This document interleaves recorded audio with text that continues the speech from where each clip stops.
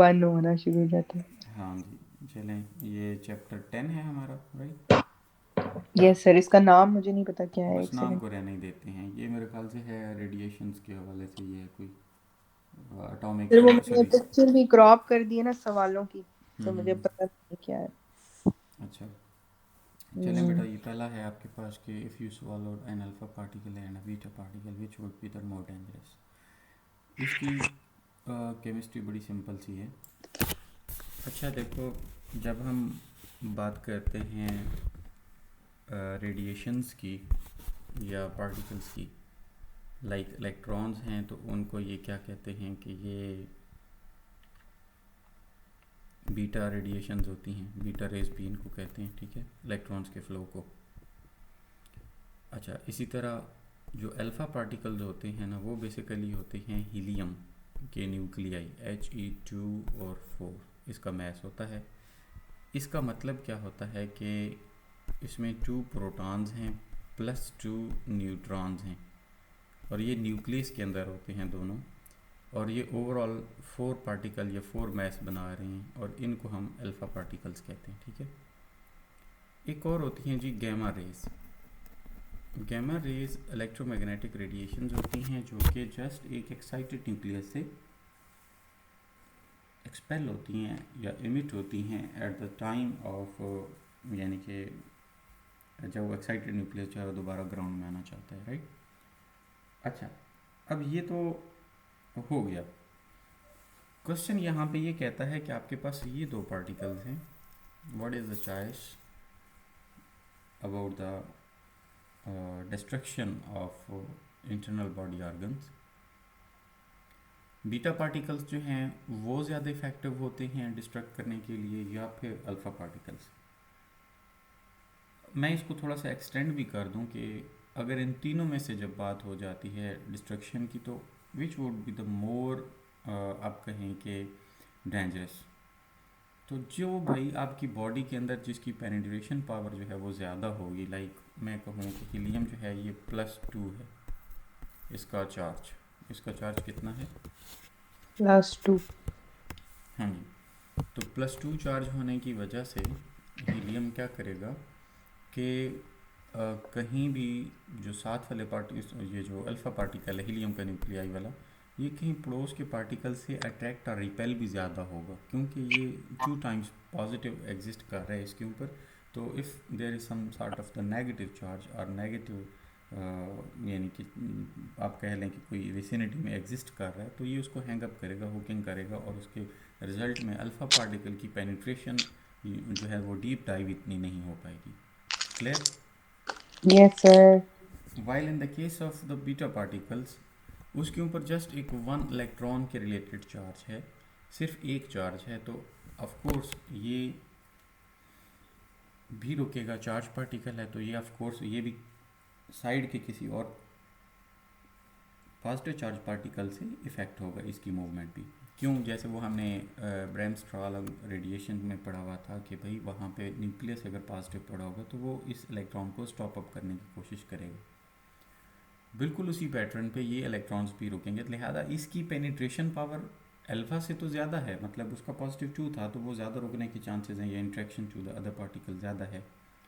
लेकिन बीटा भी deep dive करेगा, लेकिन उतना नहीं कर पाएगा जितना एक न्यूट्रल पार्टिकल जा सकता है। बात समझ आई? Yes sir.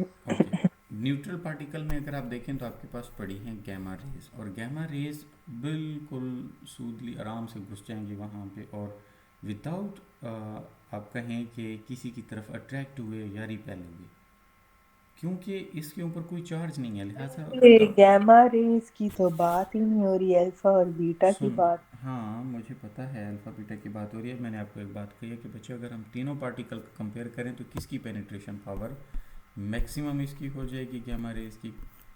फिर सेकंड नंबर पे ये हो जाएगा, और फिर लास्ट पे ये आएगा, यानी कि सबसे ज़्यादा पेनिट्रेट या किसी भी चीज़ में से घुस जाने की पावर गैमा में है।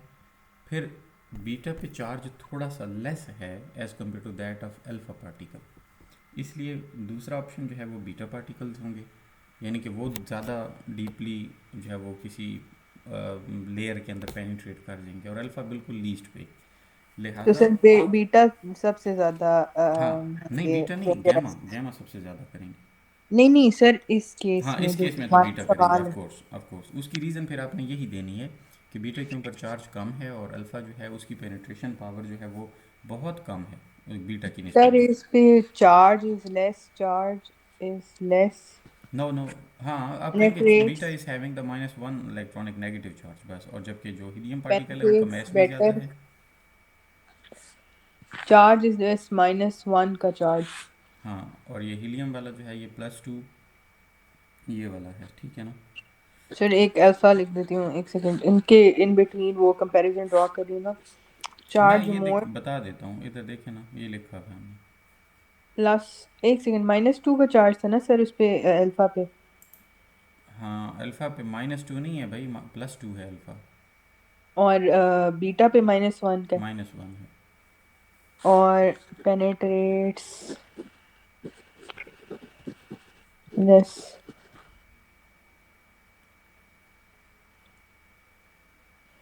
पेनिट्रेट, अच्छा, beta dangerous, less dangerous. Sir मेरा आंसर बन गया, वैसे अगर यही लिखना है तो सर मेरा आंसर हो गया। हाँ, एक दफ़ा हम पढ़ लेते हैं फिर वही है, कंसेप्ट वही है। ओके। इफ़ यू swallowed ये वाला है तो वो कह रहे थे beta particle would be more dangerous because alpha particles have the low penetration power and can be stopped by the skin और अ शीट ऑफ पेपर। क्योंकि ये इसके अंदर ये इतनी एबिलिटी नहीं होती है कि उसको क्रॉस ऑन करके पेनिट्रेट कर जाए। Hmm. They cause the harm only when inhaled और इंजेस्टेड, यानी अगर बॉडी के अंदर इंजेस्ट कर लें आप तो फिर को थोड़े बहुत टिश्यूओं को नुकसान दे देगा, अदरवाइज़ ये इतना नहीं है कि बाहर से स्किन से अंदर पेनिट्रेट करता हुआ आपकी इंटरनल बॉडी ऑर्गन्स तक जा पाए, ठीक है। लेकिन बीटा की क्या है कि beta have the higher penetration power, low charge आप लिख लें, और can penetrate the skin and causing the internal damage and radiation burns. बात समझ आई? लो चार्ज भी लिखना है। हाँ, लिख लें, ऐड कर लें उसको, उसके ऊपर हाई चार्ज लिख लें या +2 charge. Low charge, high charge, okay sir हो अच्छा, गया। If ingested alpha particles cause severe localized damage to the To tissues। tissues, अब but देखो ना beta particles can हाँ, travel alpha deeper and particles cause जो है more ना बच्चे, damage. वो कभी भी कि इतना ज़्यादा पेनिट्रेट जब नहीं कर पाते तो लाजमी सी बात है उसने जो टिश्यू को डैमेज करना है वो भी लोकलाइज्ड होगा ना, पता होगा जिस पे थ्रो करेंगे उसी को ही डैमेज करेंगे। यस सर, ये समझ आ गया। नेक्स्ट हाँ, सवाल पे जाते हैं। ओके, इसके बाद हम चलते हैं जी कि explain the term mass defect and binding energy. चलिए इसको थोड़ा सा समझ लेते हैं, छोटी सी बात पे फिर आते हैं आगे। मैस डिफेक्ट क्या चीज़ है बेटा? एक आपके पास पार्टिकल है अल्फा का, हीलियम का है, न्यूक्लियाई 2 और 4। थोड़ी देर पहले मैंने बताया इसका मतलब ये है कि अगर हम ये हीलियम का न्यूक्लियस ले लें उसमें 2 प्रोटॉन्स हैं और 2 न्यूट्रॉन्स हैं, राइट। हम्म। अब अगर 2 न्यूट्रॉन का मैस 2 मल्टीप्लाइड बाई जो एक न्यूट्रॉन का मैस है प्लस कर लें 2 इंटू प्रोटॉन का जो मैस है वो, और इन सब दोनों को जमा कर लें तो टोटल मैस ऑफ न्यूक्लियस आना चाहिए ना। हम्म।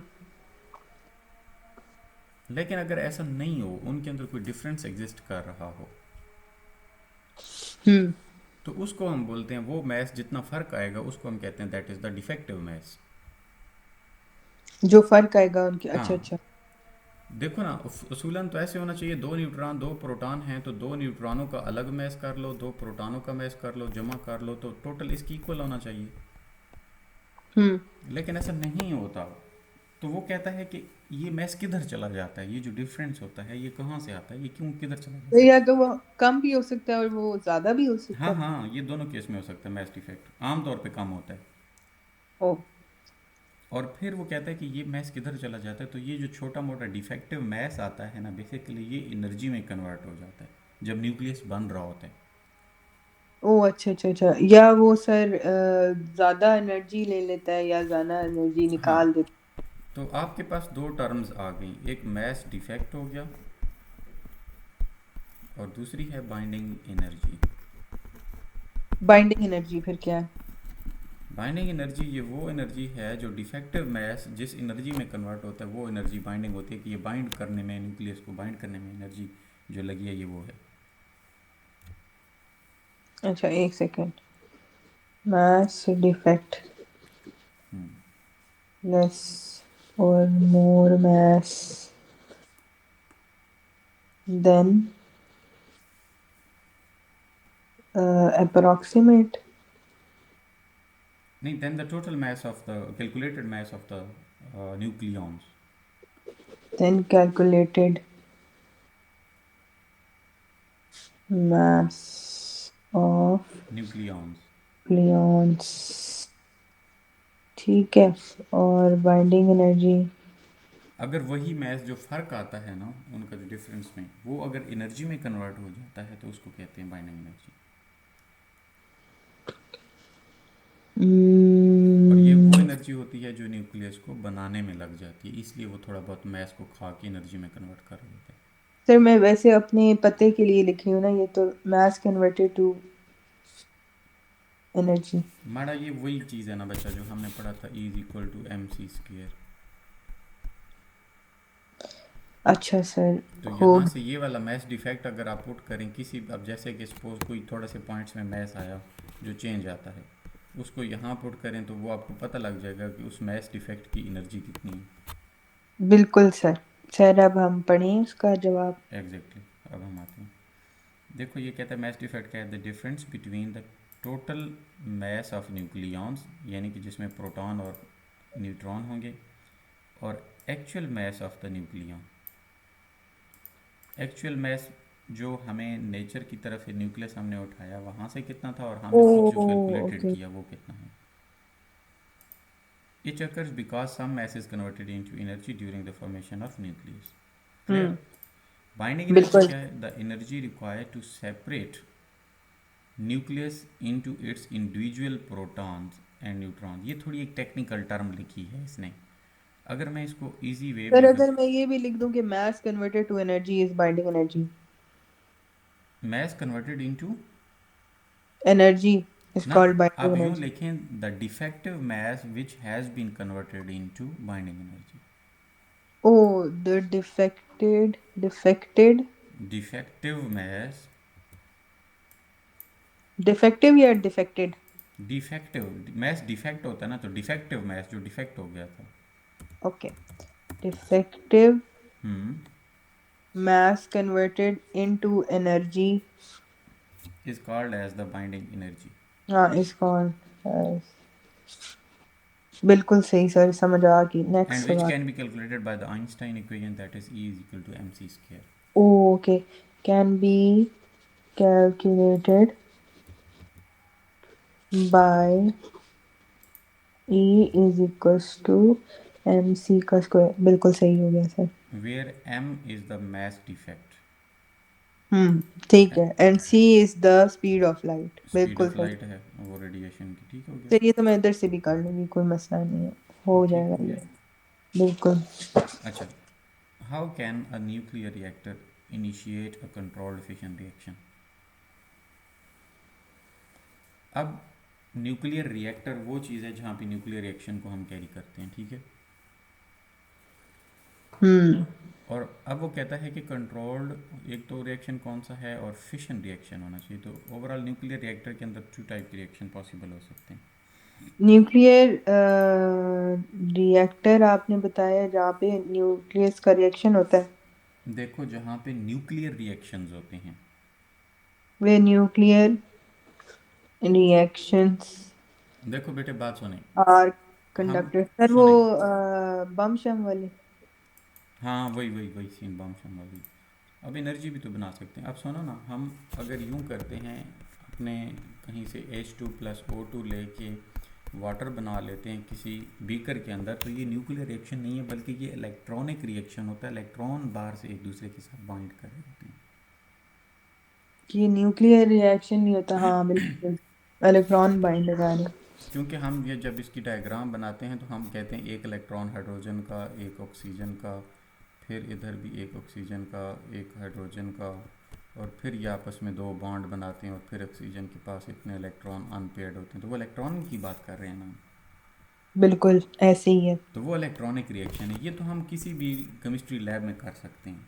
लेकिन जब हमारे पास एक हाइड्रोजन प्लस दूसरा हाइड्रोजन मिल के He2 4 प्योर एक नया कंपाउंड बन गया, आपके पास नई चीज़ बन गई, हीलियम बन चुका है। यहाँ पे हम्म। हाइड्रोजन था, अब इसका न्यूक्लियस ही चेंज हो चुका है। हीलियम बन गया हाइड्रोजन से। अब ऐसा तो नहीं है कि पहले केस में देखें तो हाइड्रोजन था, ऑक्सीजन था, और आगे भी वाटर के अंदर यही दो चीज़ें थी, हाइड्रोजन और वाटर, ऑक्सीजन। पर यहाँ पे तो हाइड्रोजन से हीलियम बन गया। हाँ, एक बिल्कुल नया H2 न्यूक्लियस नहीं बन बना। चुका है। ठीक है। तो न्यूक्लियस बिल्कुल। जब चेंज हुआ तो such sort of the reactions are considered as the nuclear reaction. Okay sir, एक सेकेंड इसकी एग्जांपल लिख लूँ। हाँ, लिख लें फिर। एग्जांपल इसमें है H+H और बन गया He। He2 4, weakness. और एक और केस भी हो सकता है कि जैसे यूरेनियम है 92 और 235 वाला, ये ब्रेक हो जाए छोटे न्यूक्लियस में पोलोनियम के अंदर, प्लस साथ में कुछ और बना दे, तो ये भी सर बेसिकली। मुझे वो एग्जांपल ए काफी है, कोई मुझे हाँ, इतना मतलब इसमें टेंस। दो केस हो सकते हैं ना, फिशन में तोड़ के बड़े न्यूक्लियस को छोटों में कन्वर्ट करते हैं, फ्यूजन में दोनों को जो छोटे होते हैं फ्यूज़ वो बड़े करके बना हाँ देते हैं। बड़े बनाते हैं, बस ये मेजर डिफरेंस है। सर अब इसने नेक्स्ट जो बाइनरी फिजन पूछा है, क्या पूछा है? उसने पूछा है कि आपसे कि भाई फिशन में ये कंट्रोल्ड फिशन को कैसे न्यूक्लियर रिएक्शन में इनिशिएट किया जाता है, कैसे हम इस रिएक्शन को कैरी कर सकते हैं। तो सर ये फिजन का भी लिख दूं कि फिजन क्या होता है? हाँ, हम फिशन कंफर्म है बेटा कि वो है जिसके सर अंदर, हाँ लिख लें आप, लिख लें फिशन में जो है हैवी न्यूक्लियस होता है has been is sorry breaking broken down into the smaller ones. Okay, मैं लिखती हूँ heavy nucleus broken down into smaller nuclei। हाँ। ओके सर, लिख लिया। अच्छा, अब हम आंसर को पढ़ते हैं कि वो कहते हैं कि न्यूक्लियर रिएक्टर क्या है, इनिशिएट करता है जिसके अंदर जो न्यूक्लियर फिशन का रिएक्शन, तो वो कहता है कि कंट्रोली तौर पर हम कैसे इनिशिएट कर सकते हैं, ये स्टेप्स हैं। हम्म। यूजिंग अ न्यूट्रॉन सोर्स, सबसे पहले हम एक न्यूट्रॉन को फॉल कराते हैं उस न्यूक्लियस पे जिसको हमने चेंज करना होता है। हम्म। जैसे यूरेनियम 235 या पोलोनियम, ये दो आपके पास सोर्सेज पड़े हों, इनके ऊपर आप न्यूट्रॉन की बम्बार्डमेंट कराएंगे गन के साथ, तरीक़ाकार होगा, तो उससे ये रिएक्शन शुरू हो जाएगा अब। ठीक है। क्यों? क्योंकि न्यूट्रॉन उस न्यूक्लियस के अंदर घुसेगा और वहाँ उसके मैस को चेंज करेगा और वो फट जाएगा। जब बर्स्ट होगा तो उसकी वजह से वो न्यूक्लियस जो है वो उससे मज़ीद न्यूट्रॉन भी बनेंगे, और मज़ीद वो एक दूसरे पे एटम्स पे, यूरेनियम के और पड़े हुए एटमों पे अटैक करते जाएंगे, और ये एक अनकंट्रोल हो सकता है रिएक्शन। फिर हम क्या करते हैं, कंट्रोलिंग द न्यूट्रॉन रिलीज। अब वो ऐसा नहीं है कि हम सारे इलेक्ट्रॉन्स को, न्यूट्रॉनों को अटैक करते जाएं, बल्कि हम न्यूट्रॉन की तो रिलीज। ये पूरा ये यूरेनियम 235 भी याद करना है या बस यूरेनियम और प्लूटोनियम ही याद कर सकते हैं? यार इसके तीन चार आइसोटोप होते हैं, एक 235 होता है, एक 238 होता है, और एक 239 भी होता है यूरेनियम का। हम्म। आमतौर पे जो कैरी किया जाता है वो 235 से, इसलिए उसने लिखा है 235। तो सिंपल यूरेनियम नहीं लिख सकते? लिख सकते हैं यार, एक तो नोट मौत पड़ती है एक एक चीज़ याद करते हैं आपको। नहीं, इस तरह की चीजें मिक्स हो अच्छा जाती। ठीक है, लेकिन बेहतर है यार एक चीज़ लिखो आप। हाँ नहीं सर, याद करते हुए लिख लूंगी, पर अगर भूल जाए इंसान को हाँ, तो कोई कोई। ऐसा ऐसी क्यामत नहीं टूट पड़ती है, ओके। ओके। फिर उसके बाद क्या है कि विद द कंट्रोल्ड रॉड्स, अब एक ऐसी रॉड लगे होते हैं उस रिएक्टर के अंदर जो क्या करते हैं, उनकी केमिस्ट्री ये होती है कि वो ब्रोन या कैडमियम के बने होते हैं, कंट्रोल रॉड, और वो फिर क्या करते हैं, स्लो डाउन कर लेते हैं एक तरह से, या आप स्लो डाउन नहीं बल्कि कुछ एब्जॉर्ब कर लेते हैं न्यूट्रॉन्स को। ठीक है। इसकी हम्म। एग्जांपल मैं अगर थोड़ा सा बना दूं आपको, तो बल्कि एक मिनट गूगल ही मार लेते हैं यार, यहाँ चल लेते हैं।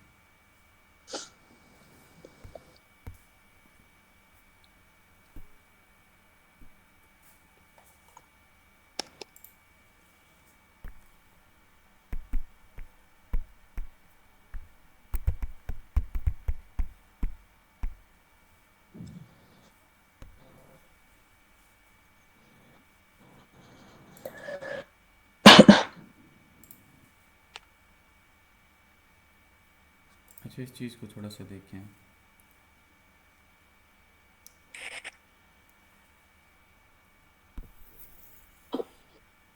सर मुझे लग रहा है ये थोड़ा रट्टे वाला सवाल है ना। हाँ है तो रटे वाला, बस एक मैं आपको थोड़ा सा बता इसलिए रहा हूँ बच्चे कि आपको ये कहीं ना कहीं से इधर उधर नहीं कंफ्यूज सर, कर। वो मुझे हाँ, सही लग रहा है। अगर आप मुझे बता देंगे ना तो मैं इसको थोड़ा आसानी से याद कर लूंगी। देख लें, ये न्यूक्लियर रिएक्टर है, ये चीज़ है, ये चैम्बर है। अब इसमें हम्म। आप क्या करते हैं, ये देखो मॉडरेटर रॉड लिखे हुए हैं। बिल्कुल। अच्छा, ये फ्यूल रॉड है। फ्यूल रॉड से मुराद ये यूरेनियम की जो खुद U-35 है ना, 235 वाला, ये यूरेनियम वही फ्यूल होता है हमारा। और ये जो यूरेनियम और प्लूटोनियम 238 था शायद। 239, प्लोनियम टू ओ, थर्टी नाइन और यूरेनियम 235, ये दोनों आपके फ्यूल के तौर पर, रॉड के तौर पर काम करते हैं। और उनको हमने क्या लिखा था, हम सोर्स की तरह यूज हाँ, करेंगे सोर्स टू के तौर पर स्टार्ट। वो हमारा सोर्स होता है। इनके ऊपर हमने बम्बार्ड किए कौन से जी, न्यूट्रॉन। ठीक है। Yes, to initiate the process. हाँ, अब कंट्रोल्ड रॉड ये देखें बीच में लगे हुए हैं बड़े बड़े। हम्म। ये कंट्रोल रॉड बेसिकली जो एक्स्ट्रा न्यूट्रॉन प्रोड्यूस होंगे ना, उनको ये अपने अंदर एब्जॉर्ब कर लेंगे। Yes sir. यानी अगर दूसरे लफ्ज़ों में ये कहूँ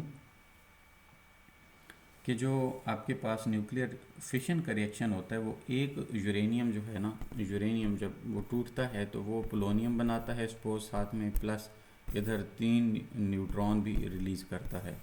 ये तीनों में से हमें एक चाहिए होता है, बाकी दो को हम एब्जॉर्ब करवा लेते हैं। हम्म। तो ये कंट्रोल रॉड उसको एब्जॉर्ब करने में हमारी हेल्प कर रहा होता है। तो ये वही कह रहे हैं कि वो बोरोन या कैडमियम के बने होते हैं, to prevent an uncontrolled chain reaction. अब ये ना हो कि उधर धमाका हो जाए और अनकंट्रोल हो जाए चीज़। ठीक है। अच्छा सर, मैं ये दो लाइंस पढ़ लूँ। यूजिंग हाँ a neutron source to start the fission process in uranium and plutonium. Hmm. ठीक हो गया। Controlling neutron release with control rods to prevent an uncontrolled chain reaction. हाँ जी। Here, using a moderator such as graphite or heavy heavy water water, D2O। to slow down fast moving neutrons for efficient fission. Fishing. अब ऐसा नहीं है कि Okay. Neutrons की speed को down करने के लिए ना हम क्या करते हैं, अ, हम इधर दो चीज़ें यूज़ करते हैं, ग्रेफाइट और हैवी वाटर। उधर बोरोन और कैडमियम यूज़ करते थे न्यूट्रॉन्स को एब्जॉर्ब करने के लिए।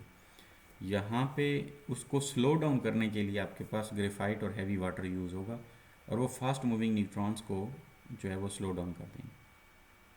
Removing excess heat using coolants like water हम्म।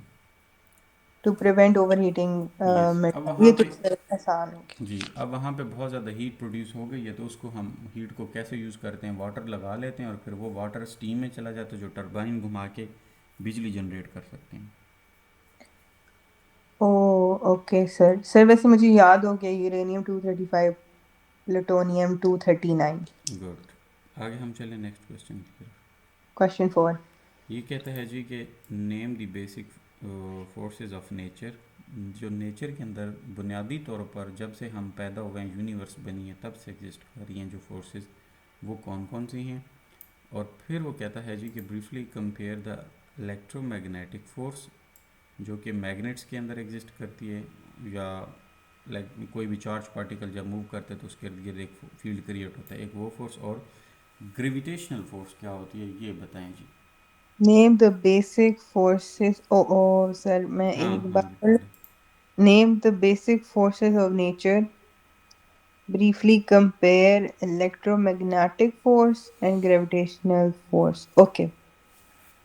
अच्छा, आप देखें ज़रा कि आपके पास सर फोर इसमें तो फंडामेंटल, डिफरेंस, अच्छा हाँ ठीक है सर, आप पहले बोले। फोर फोर्सेस है ना, कौन कौन सी हैं जी? ग्रेविटेशनल फोर्स एक तो है जिसमें एक हैवी ऑब्जेक्ट दूसरे को अपनी तरफ अट्रैक्ट करता है। सर बहुत यूनिवर्सल फोर्स है, ये हर जगह ही यस, होगी, ये सारी मतलब पूरी यूनिवर्सल दुनिया होगी। पे। इलेक्ट्रोमैग्नेटिक फोर्स जो एक्ट करती है बिटवीन चार्ज पार्टिकल, जो भी दो चार्ज पार्टिकल होंगे उनके बीच भी एक एग्जिस्ट करेगी फोर्स। हम्म। तीसरी है स्ट्रॉन्ग न्यूक्लियर फोर्स, जो प्रोटॉन और न्यूट्रॉन्स को एक न्यूक्लियस के अंदर इकट्ठा जोड़ के रखती है। और weak nuclear force responsible for radio active decay. D के, रेडियो एक्टिव डी के कौन सा होता है? पता नहीं। ये अभी जो पड़ा है फिशन वाला, जिसमें रेडिएशंस निकलती हैं या पार्टिकल्स टूटते हैं और एक न्यूक्लियर हायर वाला छोटे में डिवाइड हो जाता अच्छा फिजन वाला। है। हाँ हाँ, ओके। ठीक हो गया। ये सर नेचुरली एक तौर पर सेकंड, भी हो ये रहे होते हैं ना रेडियो प्रोसेसेस। एक्टिव डिके होता है, ये जो फिशन होती है न्यूक्लियर फिशन। हम्म। वैसे मैंने अपनी रिमेम्बरेंस के लिए किया है, is nuclear fission. Okay. Nuclear fission ये है नेचुरली तौर पर कि वो हम न्यूक्लियर हैवी फिशन को हम न्यूक्लियाई खुद छोटे करते में हैं। टर्न हो रहा है। रिएक्टर में हम खुद कर रहे होते हैं न्यूक्लियर फिशन को, जबकि बाकी भी फिशन हो रही होती है, लेकिन नेचुरली तौर पर कुछ न्यूक्लियाई अनस्टेबल होते हैं और वो जो है वो डिवाइड होते हैं। बात समझी? हम्म। अच्छा, अब उसने कहा था कि कंपैरिजन ड्रा करो ग्रेविटेशनल और इलेक्ट्रोमैग्नेटिक का। ठीक है, तो ये इलेक्ट्रोमैग्नेटिक है और ये ये ग्रेविटेशनल। ग्रेविटेशनल है। एक्ट्स ऑन, ये चार्ज पार्टिकल पे इलेक्ट्रोमैग्नेटिक एक्ट करेगी और दूसरी मैसिव ऑब्जेक्ट पे डिटेक्ट लगेगी, जैसे अर्थ है, सन है, उसके अलावा सेलेस्टियल ऑब्जेक्ट्स हैं जितने भी। ठीक है। बिल्कुल। अच्छा, स्ट्रेंथ क्या है? ये स्ट्रॉन्गर है और ये वीकेस्ट है। ऐसा नहीं होता कि अब आप बैठी हैं साथ में रिहा बैठी है और एक दूसरे को ग्रेविटेशनल फोर्स के साथ एक दूसरे को अट्रैक्ट करें और चिपके पड़े हैं लोग। हम्म। यानी स्मॉलर ऑब्जेक्ट्स के लिए ये आइडेंटिफाई नहीं कर सकते। अब इसका मतलब क्या है कि ये इतनी वीक है कि आपको डिफरेंट चीज़ें जो हैं वो उस पर नहीं होता, बल्कि एक हैवी ऑब्जेक्ट होगा तो वो जाके कहीं इम्पैक्ट डालेगा। फिर ये दूसरा वाला तो कंट्रास्टिंग रेट टाइप कंट्रास्ट बन गया है, मतलब वो हाँ, तो अब कह सकते हो। कंपेयर नहीं। हाँ इन्फिनिट इन्फिनिट। और जी, अट्रैक्टिव रिपल्सिव बोथ। और ये ओनली अट्रैक्टिव। ठीक है सर, वैसे दो और पॉइंट्स मैं ऐड कर लूंगी वो एआई से अपने वाले से पूछ के। ठीक हो गया, ऐड कर लें, नो इशू। फिर अब हमारा थर्ड लास्ट सवाल है, find the binding energy of alpha अब पार्टिकल। बाइंडिंग एनर्जी कौन सी थी? जो टोटल प्रोटॉन और इलेक्ट्रॉन न्यूट्रॉन के मैस को जमा करके जो उनके अंदर इशू आता था, वही। ऐसा ही है ना? तो ये बिल्कुल। देखो आपके पास प्रोटॉन का एक मैस उसने दे दिया है। ठीक है। एक प्रोटॉन का हमें सर ये हमें गिवन है वैसे। नहीं नहीं नहीं, गिवन डाटा नहीं, मतलब ये हमें याद करने होते हैं आमतौर पे, पहली बात है। उसने तो सिर्फ सर ये वो जो पूछा। ओ सर मैथ्स ऑफ, वो जो एम एन लिखा हुआ है पीछे हाँ हाँ हाँ कैलकुलेटर हाँ, के, और एम ई और एक और शायद एम एग्जैक्टली। एन है शायद, ये वही है हाँ ना। एग्जैक्टली, ये वही है, वही सीन है। ओके। अब देखो ना, एक प्रोटॉन का मैस ये है, न्यूट्रॉन का ये है। अल्फा पार्टिकल्स का भी शायद होगा, अभी मेरे पास सामने कैलकुलेटर अच्छा, नहीं है। चेक कर लेना। तो ये अल्फ़ा पार्टिकल का, जब हम नेचर में अल्फ़ा पार्टिकल को देखते हैं उसका ये होता है। ओके। अब हम जो दो प्रोटॉन और दो न्यूट्रॉन होते हैं ना अल्फ़ा में, हम्म। तो ये देखें, दो इंटू प्रोटॉन का mass plus two into neutron का मैस। फिर दो होते हैं वैसे। हाँ, हीलियम 2 4 अभी जो पड़ा है उल्लू, ये चेक करो ज़रा। ये जो पड़ा है हीलियम में, ये देखो ये वाला, टू अच्छा सर। प्रोटॉन और प्रोटॉन प्लस न्यूट्रॉन, दो, ये देखो ये देखो, इसमें टू पर न्यूट्रॉन ये टू। तो सर हीलियम में है ना, और किसी तो में ये कुछ और हीलियम नहीं। ही को अल्फा पार्टिकल कहते हैं। ये क्या लिखा है? ओ अल्फा पार्टिकल है। हाँ सच्ची, सॉरी सर, मेरा मैं थोड़ा भूल गई। सर हम्म। आपने हीलियम बाद में भी तो यूज किया था ना, वो जो H+H और HE है, तो हाँ, मैं वो उसमें स्मॉल मिक्स पार्टिकल हो से गई थी। कंबाइन होके बना था ना। हाँ वो वैसे आपने वो न्यूक्लियर रिएक्शन की एग्जांपल दी हुई थी, तो मेरा हम्म। दिमाग उधर गया हुआ था, वो नहीं अल्फा नहीं, बीटा वाली चीजें मैंने जॉट डाउन नहीं की ना। ठीक है। Yes sir. अच्छा, आगे हम देखते हैं ज़रा यहाँ। यार अजान हो जाए, 1 मिनट ठहरो, थोड़ी सी बस रह गई। सर मैं देख लेती हूँ तब तक, मतलब जहाँ तक मुझे समझ आती है। जी बच्चे, क्लियर हो गए? सर मैंने आपसे पूछना था कि सर ये देखें हम्म। ये जो यू है ये क्या है? यार ये AMU एटॉमिक मास यूनिट होता है ना। सर नहीं, E hmm. Is equal to MC² है ना? हाँ। तो हमने C की जगह, अच्छा C की जगह ये वैल्यू पुट की है। वो स्पीड ऑफ लाइट वाले, स्पीड ऑफ लाइट ये होती है, ये जो उधर है। नहीं नहीं, सी की जगह नहीं पुट किए आप, सिंपल मैं आपको समझाता हूँ, मैं आपको समझाता हूँ। आप इसमें ना ये चीज़ को छोड़ दीजिए, since 1U is equal to इतने M इलेक्ट्रॉन वोल्ट सर है। तो ये नीचे भी तो पुट हुई है मैं वही समझा रहा हूँ ना, 931.5। वही समझा रहा हूँ कि आपके पास जो मैथ डिफेक्ट है वो जो जो भी पड़ा हुआ है, आप इसको सी की एक और वैल्यू भी होती है ना, 3.0 एक्सपोनेंशियल 10⁻⁸ मीटर फी सेकेंड। अच्छा। हाँ, जो जिसमें फिर हम जूल में निकाल, यार मैं इधर देखो ना, यार देखो आपके पास जो भी मैथ डिफेक्ट आ जाए, E is equal to delta M और से सी का स्क्वायर। अब डेल्टा एम जो मैथ डिफेक्ट है ये वैल्यू होगी आपके पास E is equal to something जो आपने पुट की है मल्टीप्लाइड बाई 3.0 एक्सपोनेंशियल 10⁸ मीटर पर सेकेंड, ये वैल्यू होगी, ठीक है। ये हम्म। स्पीड ऑफ लाइट है, तो जब आप इसका स्क्वायर ले लेंगे तो वो कुछ ना कुछ, अब ये मीटर फी सेकंड है यानी मीटर पर सेकंड है, तो ये चेंज हो सकता है मेगा इलेक्ट्रॉन वोल्ट में। ये उसने कन्वर्ट करके लिखा हुआ है, बस सिंपल ये है और कुछ नहीं। अगर आप सी स्क्वायर के साथ भी करेंगे तो फिर भी आपके पास वैल्यू वही आएगी, लेकिन यहाँ पे जो होगी ना वो फिर जूल्स में आ जाएगी, फिर वो मेगा इलेक्ट्रॉन वोल्ट में नहीं आएगी, थोड़ी सी वेरी कर जाएगी, सिंपल। सर तो मुझे तो स्पीड ऑफ लाइट भी नहीं पता है तो उसका यही क्या बताया है कॉन्सेप्ट। ना इसको, ये क्या बताया मैंने, 3 एक्सपोनेंशियल 8 क्या लिखा है ये। सर नहीं, वो आपने तो बता दी है ना, पर हाँ, मुझे फिर याद करनी पड़ेगी दोनों। या या मुझे ये भी पता नहीं। कैलकुलेटर के पीछे होंगी। कैलकुलेटर ने आपको आधे से ज़्यादा तो फिजिक्स उसने पढ़ानी है, जो हालात चलते हैं। सर वैसे ये चीजें दी हुई होती हैं पेपर के ना एंड पे ना, हमें दी हुई होती हैं जितने भी कांस्टेंट्स हाँ हाँ वगैरह हाँ होते हाँ, हैं ना फिजिक्स में दिया फॉर्मूला। होगा ये सी वाली। फिजिक्स में भी, केमिस्ट्री में भी, और अपना मैथ्स में भी। सर वो मेरी भी एग्जाम हो जाए ना, ओके। तो मैं तब तक कैलकुलेटर चेक कर आती हूँ। ओके, यानी is equal to delta M C का स्क्वायर है, डेल्टा एम जो है वो आपके पास ये फाइंड आउट हो गया आपके पास। अब जो 1U है ना, ये इतने मेगा इलेक्ट्रॉन वोल्ट पर सी स्क्वायर है, डिवाइडेड बाय सी का स्क्वायर है। तो सी का स्क्वायर जब ये वाली चीज़ में पुट करेंगे तो वो कैंसिल आउट हो जाएंगी, इसको मल्टीप्लाई सिंपल करेंगे और वही आंसर आ जाएगा। हम्म। ठीक है, अब सही सिंपल है। ये है कि पहले उसमें सी का स्क्वायर नहीं था, ठीक है, तो मैं सोच रहा था कि फिर सी के स्क्वायर से क्यों नहीं मल्टीप्लाई किया, तो वो डिवीजन में है इसलिए उसने उसे कैंसिल आउट करवाया हुआ था, ठीक है। जी सी कैंसिल हो गया, हाँ, पीछे हमारे पास ये नाइन वैल्यू थर्टी वन रहेगी। Point five mega electron volt रह गया ना फिर 1U। और ये मल्टीप्लाई हो जाएगा हाँ, अपना। इसी मैच डिफेक्ट से, और वो जो आंसर होगा आ जाएगा। वैल्यूज़ में चेंज नहीं है, सिर्फ उसकी यूनिट्स का था। सर तो अगर, अच्छा, एक सेकेंड।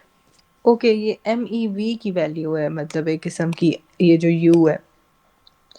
नहीं और नहीं, फिर ये वन, दोनों हो हाँ, अब जाएंगे। 1U एटॉमिक मास यूनिट की वैल्यू जो है इतने मेगा इलेक्ट्रॉन वोल्ट पर सेल पर सी स्क्वायर है। सर वैसे मुझे समझ आ गई है एक ओके किस्म ओके की। ओके ओके, आगे कंटिन्यू करते हैं। काइंड, हाँ। चलो। आगे नेक्स्ट जो है वो क्वेश्चन आपका पूछता है कि what is the nuclear fusion reaction. अब न्यूक्लियर फ्यूजन कौन सा होता है, what are the factor that which make it difficult to achieve the nuclear fusion. ठीक है ना, फ्यूजन क्यों मुश्किल होता है, तो सिंपल ये है कि जब लाइटर न्यूक्लियर कंबाइन करके हैवी बनाते हैं तो दैट इज़ फ्यूजन, उसको क्या डिफाइन। करते हैं, लाइट, अच्छा नाइट, हाँ, हाँ ठीक है ठीक है, लाइटर। ओके, यस, यस, बिल्कुल बिल्कुल। ये आपके पास हाइड्रोजन 1H12 पड़ा हुआ है और 1 3 वाला सर H22। मैंने ये नहीं करना। नहीं करना, घर बनाते हो तो कुछ तो बताओगे उसको फिर। सर बस सही है, अब सर वो कर लो, डेफिनेटली चलो जो सही मैंने है। आपको बताया था कि 1H1 प्लस 1H1 और फिर 2H, ये वो वाला था, ठीक है। हम्म। जो मैंने यस आपको सर। इधर बना के दिखाया, मैं ज़रा दोबारा उस पर चला जाता ओ सर, वो हूँ, ये मैंने वाला, ये, लिखा हुआ है। हाँ, यस सर, ये लिखा हुआ है। ठीक है। तो ये वही चीज़ है बेसिकली, और फिर यहाँ से एनर्जी भी पैदा होती है और न्यूट्रॉन भी बनता है, तो वो कहता है कि इसको दो को मिलाना कोई इतना आसान काम नहीं होता, पहली बात। अब वो क्यों हम्म। मुश्किल होता है ना, कि हम इसको क्यों नहीं कंटिन्यू कर सकते। हाई प्रेशर रिक्वायरमेंट होती है, हाँ, कंटेमिनेंट इश्यूज भी होते हैं, एनर्जी इनपुट भी हाई बस होता है। ये वो सारी चीज़ें और हैं। एक्सट्रीमली हाई टेम्परेचर भी चाहिए होता है इसके हाँ लिए। ओके। सर एक सेकंड सर, ये एच प्लस एच है, ऊपर 4 है और नीचे 2 है। यार देखो ना, पहले के एच के पास 2 थे ऊपर और फिर के पास थे 3, तो टोटल 5 होने चाहिए। 4 ये हम्म। आ गया इसमें हीलियम में, तो एक बच गया वो न्यूट्रॉन में आ गया और साथ में एनर्जी है। सर वैसे ये देना अच्छी बात है मतलब। तो मैं आपको पीडीएफ शेयर करता हूँ ना, फिर उसमें आप याद कर लीजिएगा, ठीक है। ठीक है। अच्छा सर, आखिरी अब हमारा सवाल है, why are large nuclei unstable? Yes, क्यों होते हैं भाई अनस्टेबल लार्ज न्यूक्लियर? क्योंकि उनमें इंक्रीज प्रोटॉन रिपल्शन हाँ होती सही है है। प्रोटॉन्स और बहुत ज़्यादा, देखो न्यूट्रॉन ना, लार्ज उनके। जब हैवी न्यूक्लियस हो जाता है तो उसमें प्रोटॉन और न्यूट्रॉन भी तो ज़्यादा पड़े होंगे ना। हम्म। तो वो उनकी वजह से वो आपस में रिपेल करते हैं पॉजिटिव चार्जेस, वो इंक्रीज प्रोटॉन रिपल्जन होती है। दूसरा न्यूट्रॉन प्रोटॉन इम्बैलेंस, न्यूट्रॉन और प्रोटॉन का इम्बैलेंस, आपस में ये इम्बैलेंस क्यों होते हैं? यानी इसका मतलब ये है कि जितने प्रोटॉन उतने न्यूट्रॉन हो तो फिर तो बैलेंस हो गया। लेकिन बाज़ दफ़ा ऐसा होता है हैवी न्यूक्लियाई के अंदर कि न्यूट्रॉन बहुत ज़्यादा होते हैं और प्रोटॉन्स जो हैं न्यूट्रॉन वो बहुत कम ज्यादा होते हो हैं। जाए और प्रोटॉन, अच्छा अच्छा ठीक हो गया। ठीक है, तो वो इम्बैलेंस हो जाते हैं, उस वजह से भी ये इशू आता है अनस्टेबिलिटी का। और स्पॉन्टेनियस रेडियो एक्टिव डिके, हाँ। मतलब फिजन ज्यादा होती है यस। इसमें। अल्फ़ा ला डीके में अल्फ़ा पार्टिकल निकलेंगे, बीटा डीके में बीटा पार्टिकल्स निकलेंगे, और उसके अलावा और स्पॉन्टेनियस। वही हाँ, स्पॉन्टेनियस बस फिजन। That's all. सर ये तो बहुत अच्छा हो गया हमारे, चले आज खत्म ही हो गए, 2 चैप्टर्स हमने खत्म कर लिए, मुझे नहीं लग रहा था होंगे।